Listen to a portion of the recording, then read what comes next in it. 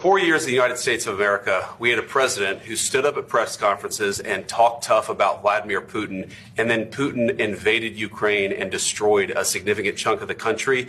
The path to peace and the path to prosperity is maybe engaging in diplomacy. We tried the pathway of Joe Biden of thumping our chest and pretending that the president of the United States' words mattered more than the president of the United States' actions. What makes America a good country is America engaging in diplomacy. That's what President Trump is doing. Can I ask you?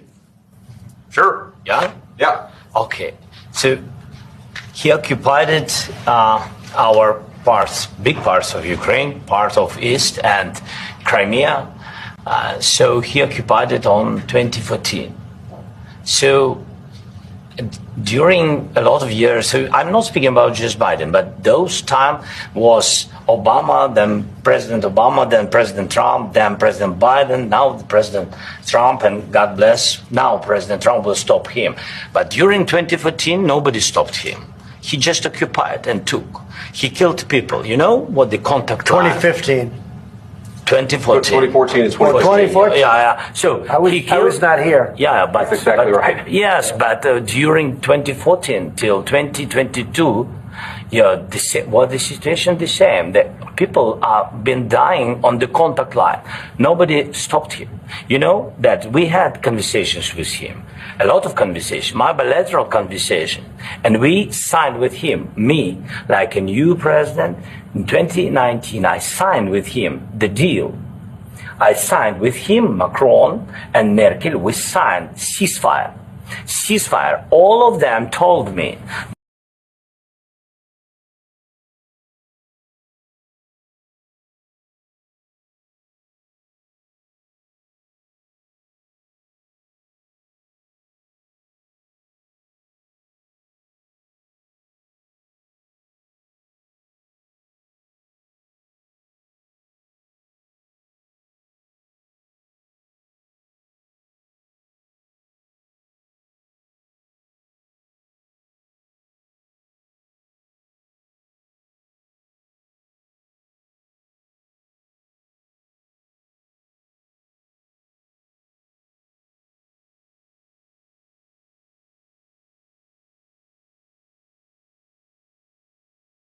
I've actually watched and seen the stories, and I know what happens is you bring them on a propaganda tour, Mr. President.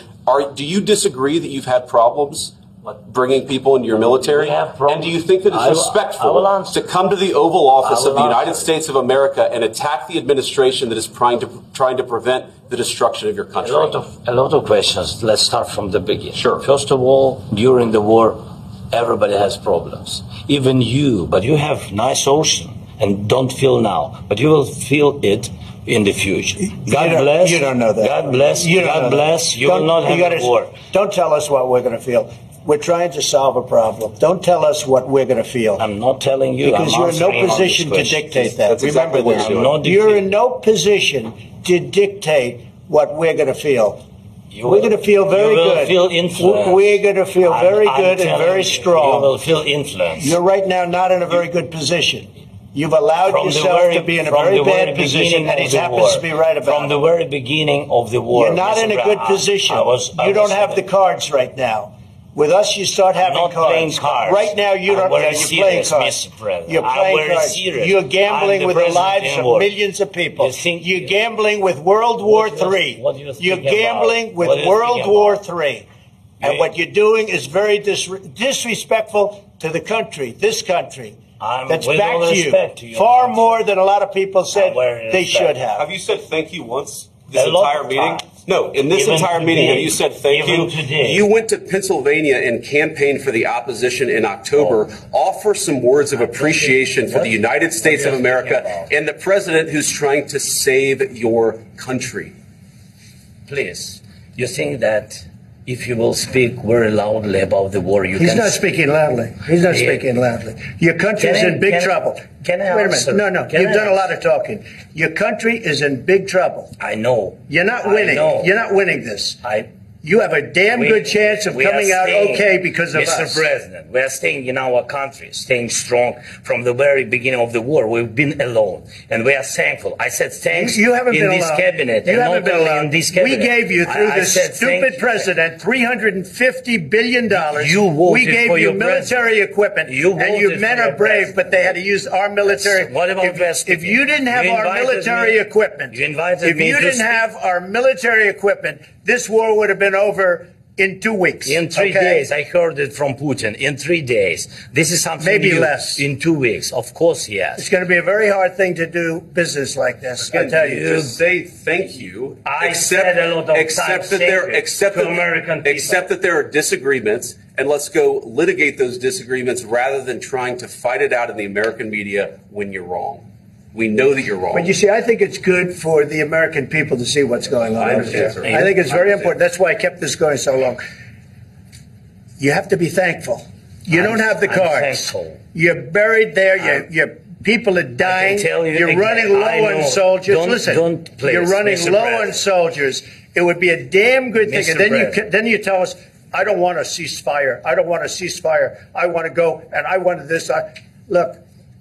If you could get a ceasefire right now, I tell you, you take it so the bullets stop flying and your men stop getting killed. Of course, we want to stop the war. But you're saying you don't want a ceasefire. But I said to you, I want a ceasefire. With guarantees. Because you'll get a ceasefire faster than an agreement. Ask our people about ceasefire, what they think. That wasn't with me. That wasn't with me. That was with a guy named Biden, who was not a smart person. That was with Obama. It was your president. Excuse me. That was with Obama, who gave you sheets, and I gave you javelins. Yes. I gave you the javelins to take out all those tanks. Obama gave you sheets. In fact, the statement is Obama gave sheets and Trump gave javelins. You got to be more thankful, because let me tell you, you don't have the cards. With us, you have the cards.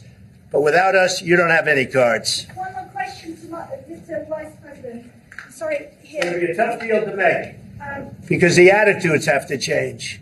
What if Russia breaks ceasefire? What if Russia breaks peace talks? What do you do then? I understand that it's a heated conversation right now. What are you saying? She's asking, what if Russia breaks the ceasefire? What if anything? What if a bomb drops on your head right now? Okay? What if they broke it? I don't know. They broke it with Biden because Biden, they didn't respect him. They didn't respect Obama. They respect me.